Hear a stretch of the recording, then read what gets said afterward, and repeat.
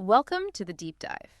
Okay, so maybe you're a professional thinking about a move to Asia, or perhaps you manage international teams looking at global budgets. You probably know Asia is this massive hub for the global economy. But, when you actually start crunching the numbers, figuring out the cost of putting boots on the ground there, well, it quickly becomes clear it's a real tale of two cities. Huh. We've been digging into a whole stack of recent research, stuff from the Lee Kuan Yew School of Public Policy, ECA International's latest pay surveys. And what it shows is this really significant, sometimes frankly shocking, difference in costs for expatriates across Asia's big cities. So our mission today is pretty straightforward.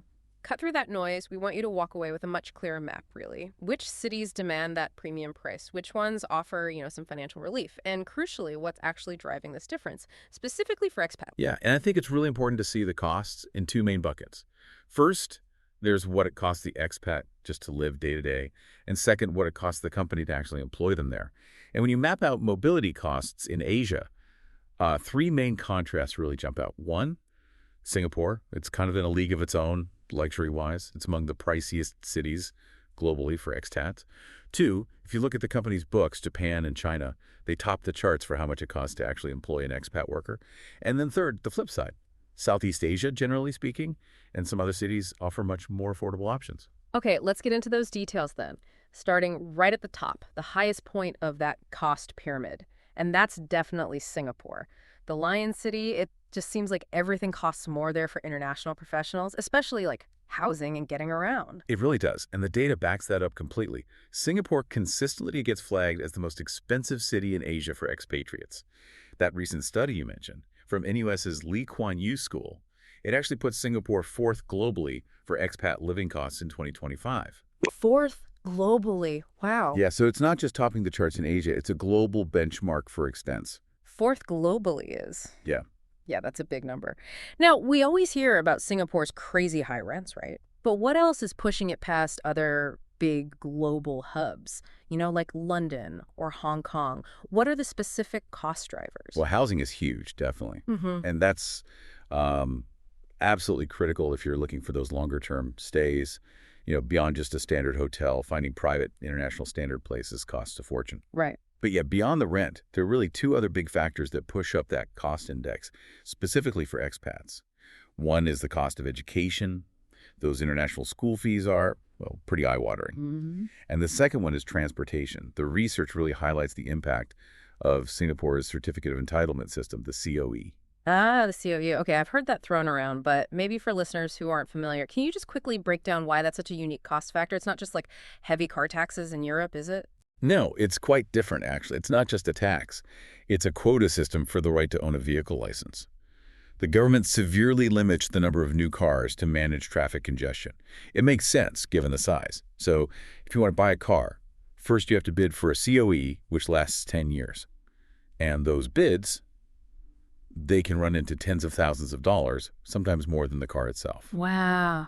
So this system just makes owning and running a car incredibly expensive. And that hits expats, who might need a car for a longer assignment, particularly hard. Okay, but here's where it gets interesting, I think. Singapore is expensive, we've established that, but you mentioned quality of life earlier. Is that high price tag genuinely matched by, better safety, better infrastructure? Or are companies just sort of biting the bullet because it's stable, knowing other places might offer similar living standards for less? That's the million-dollar question for every HR department, isn't it? Yeah. It's a trade-off. The sticker price is high, no doubt.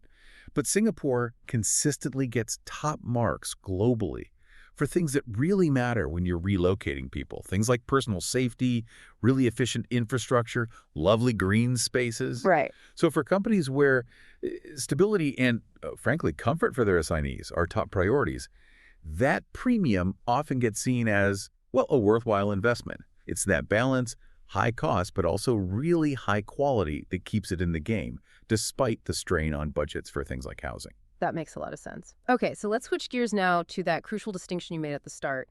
We've talked about the individual expat's cost of living being high in Singapore, but what about the company's cost? What are they actually shelling out? Because the research shows this massive jump when we shift focus to the corporate cost of employment. And that seems centered on Japan and China. Exactly. We're moving from the expat's wallet to the employer's balance sheet now. And this data largely comes from ECA International's My Expatriate Market Pay survey. It measures the total cost of keeping someone on an international assignment. And yeah, that survey clearly points to Japan and China as the most expensive countries in Asia for companies employing expats. The numbers are, well, they're pretty eye-popping. Yeah, I remember seeing one specific figure in the research that really stood out. You're probably thinking of Japan. It really sets the benchmark. The average total cost to a company for one expatriate package in Japan, it can top 370,000 US dollars a year Wow, over $370,000 annually. annually. And China isn't far behind that number. So yeah, from a pure cost perspective for the employer, those two are the toughest markets. Okay, over $370,000 just for one employee. When we hear a number like that, we really need to break down what's in that expatriate package. Is that just a really high salary, or are there other complex benefits driving that number sky high? It's definitely the latter. And understanding this is key for anyone involved in business travel or managing corporate teams. That total cost covers three main things. The base salary, of course. Then all the benefits, which often include allowances for high-quality housing, utilities, maybe international school fees. And critically, the third piece is the associated taxes.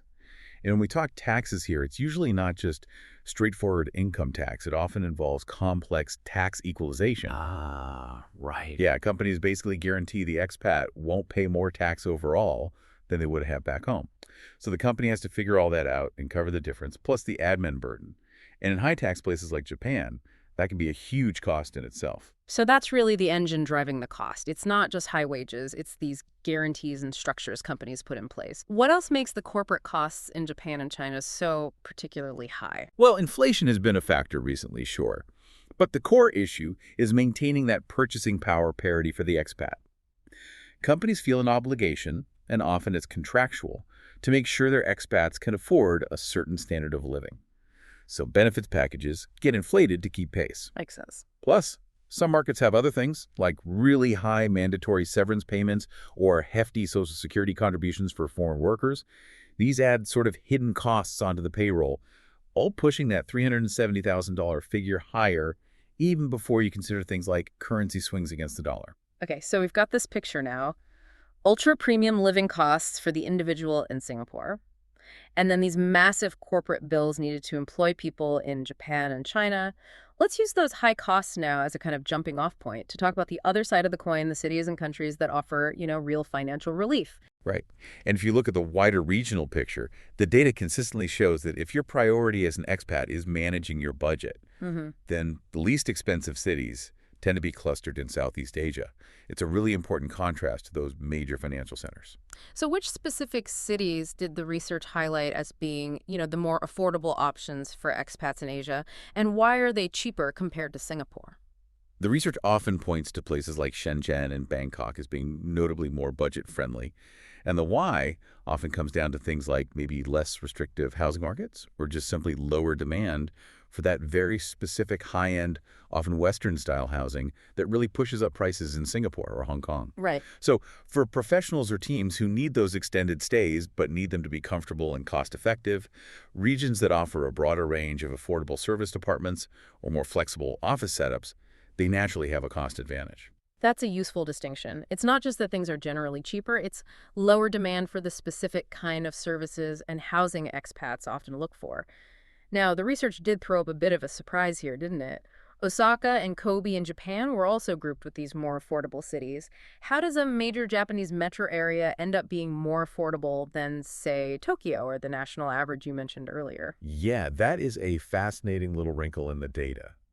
Even though Japan as a country is expensive for the corporate package, Yeah. the actual cost of living for an individual expat in the Osaka-Kobe region is significantly lower than in Tokyo. Interesting. Why is that? It seems to be largely down to having a more decentralized economy compared to Tokyo's concentration. And just generally, there's lower demand for those high-end expat-specific services. It's a huge urban area, obviously, but it doesn't have quite the same concentration of global HQs demanding that massive central international infrastructure. Okay. And that tends to bring down prices for everything from private rentals to restaurants, pushing it into that more affordable category in the index. So if I'm an HR manager listening right now, the trade-off seems pretty clear. You've got extreme stability, high quality of life, but for a really hefty price tag in Singapore, versus maybe a bit more complexity, but potentially much lower housing and living costs in places like Bangkok or maybe even Shenzhen. That's exactly it. The data helps you make that strategic call. Are you prioritizing absolute cost control, or are guaranteed comfort and stability the non-negotiables? Okay, perfect. Let's try and unpack the really big question now, the one that sort of bridges these two worlds we've been talking about. We've seen a massive gap between the most and least expensive places, but why is there often such a unique cost premium for expats compared to locals living in the very same city? Why should that cost of living index be so different for someone coming in internationally versus a long-term resident? This gets right to the heart of some really profound issues around global mobility and even how cities are planned, actually. The thing is, the basket of goods and services used to calculate an expat cost of living index is just different. It's influenced by factors that often don't hit local residents in the same way. I mean, sure, you've got global inflation, exchange rates affecting everyone's purchasing power to some degree. Right. But the key difference lies in what international assignees specifically need or are expected to consume. Okay, explain that basket of goods difference more. What are expats essentially forced to buy or choose to buy that locals might typically avoid? Well, a huge part of it is relying heavily on private market solutions, often expensive ones. Take housing again. Local residents might benefit from government support, maybe subsidized housing, or they've been in stable rent-controlled markets for years. Expats, 'cause they're often there temporarily, or are senior executives needing a certain standard. They usually have to find private, often high-spec accommodation, whether that's a fancy long-term lease or a modern service department. And it's the same story with education, right? Yeah. Local families use the public school system, often excellent, usually low cost or free, but international assignees, for language reasons, curriculum needs, they almost always have to use international schools. And those come with massive private tuition fees. It's this necessary reliance on the private sphere that causes the critical divergence. And you can see that perfectly in the Singapore ranking we started with, can't you? Singapore, fourth most expensive globally for expats. But that same study found it was only, what, the 28th most expensive for locals? Exactly. That huge 24-place gap just shows the massive financial weight of relying on those private market options, especially in a society that might have good public subsidies for its citizens. Yeah, that gap really highlights how local policies shape these costs differently for different groups. For the local resident, life might be made more affordable by good public transport, subsidized utilities, public schools. But for the expat, who often can't access or chooses not to use those systems, they experience the full, unsubsidized, often very high price of living and operating in the private economy of a desirable global city. That divergence, that seems like the single most important takeaway for anyone either planning a move to Asia themselves or maybe structuring compensation packages for people moving there. So just to quickly recap our deep dive then, we saw the serious premium you'll likely face for individual living costs, especially housing, in Singapore. Then the absolutely huge corporate expense needed to employ and retain staff in Japan and China, driven by benefits and tax equalization.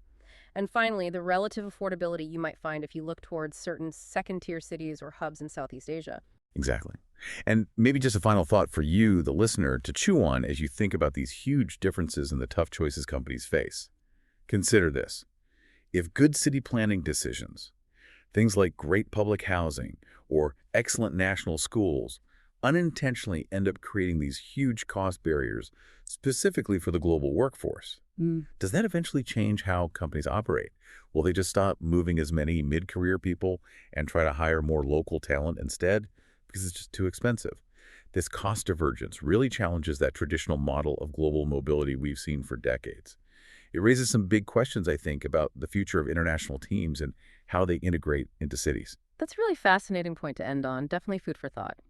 All right, that's all the time we have for this deep dive into Asia's complex expat economy. Thanks for joining us, and we'll catch you next time.